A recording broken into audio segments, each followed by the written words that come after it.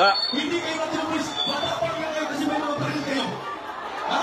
Matapang lang kayo kasi may mga pangalan kayo. Mga babae nandito, mga matanda dito. Sabi mo, maximum tolerance. Alam mo bang pinagsasabi mo? Hindi daw ka ma-pull out. Hindi ka ma-pull out.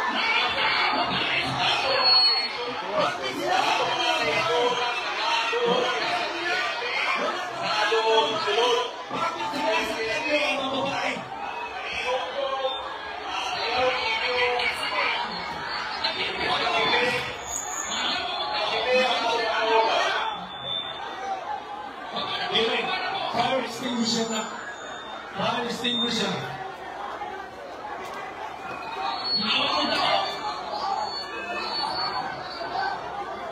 Sir. Wala may pangalaw, wala may pangalaw, wala may batas.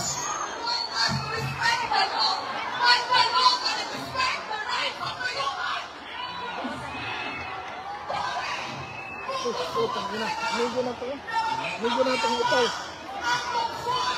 Witness butanan ha. Witness butanan. Nakakyumi sa itong mga kauya, nakakagir sa Bical, nakagir sa PFC, o nakagir sa PFC, ayaw ninyo akirang itong mga kauban sa PFC, mamalihog sa inyo ha. Ang itong mga kabulisan, na na-instruction sa maximum tolerance, pero ayaw buksa. Mamalihog din sa inyo ha. Mamalihog din sa inyo ha. Ayaw ninyo. Yawa ka! Yawa ka! Isang matapang lang kayo kasi ang harap ng mga matanda, mga bata. Kami dito walang kalabang-laban, walang mga armas. Titirahan nyo ng tirigas.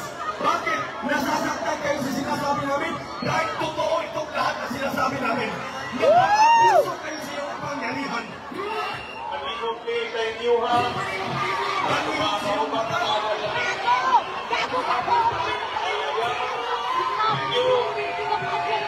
Nakitig ang atong mga kapulisan. Ayaw ninyo masakitig ang atong kapulisan. Nakatuman lang sila sa atong balaod. Mamalihog ko sa inyo ha. Mamalihog ko sa inyo ang tanan. Kanang atong mga kauban na nadiha sa sulod sa GMC o nadiha sa sulod sa PUJC. Mamalihog ko sa inyo ha. Ayaw ninyo atakin ang atong mga kauban nato sa Philippine National Police. Mamalihog din. Nakaharap ko sa inyo ha. Malihog lang. Malihog lang.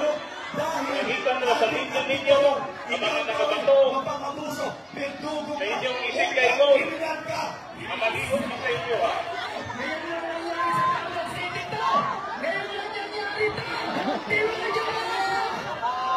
At ito pa, ang mga pulis sa loob, nagpabugbog tuloy. Mamalihog minsan sila. At binidyohan nila. Ayaw. At binibigyan sa media. Binugbog daw natin sila. Ganyan yan. Alam namin ang pinagkagawa ninyo. Tataniman niyo pa kami ng droga, di ba?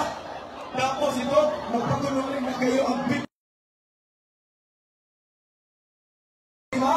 Kayo mga kapulis.